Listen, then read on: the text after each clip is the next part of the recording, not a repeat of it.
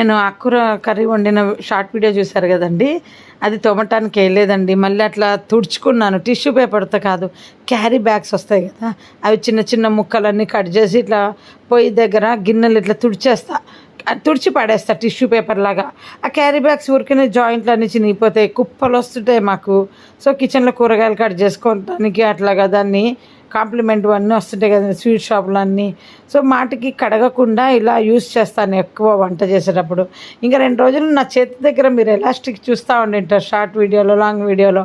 ఏందో చేతికి చిన్న ఎలాస్టిక్ వేసుకొని మన బట్టలకు టాప్స్కి వస్తాయి కదా లేబుల్కి, ఆ ఎలాస్టిక్ పెట్టుకొని నేను ఇలా టోస్టర్ దానికి రబ్బర్ బ్యాండ్ లాగేసుకుని. ఇదేం పెద్ద టిప్ అని చెప్పటం లేదు నేను, బట్ ఏంటంటే అట్లా గుండు ఎలాస్టిక్లు ఎక్కడన్నది ఉంటే తీసి అట్లా పట్టుకొని ఏదో ఒక దానికి వాడేస్తుంటానండి.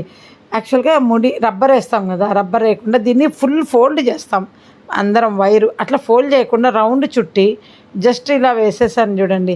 అల్మార్లో పెట్టినప్పుడు తీసినప్పుడు కంఫర్ట్గా ఉంటుంది.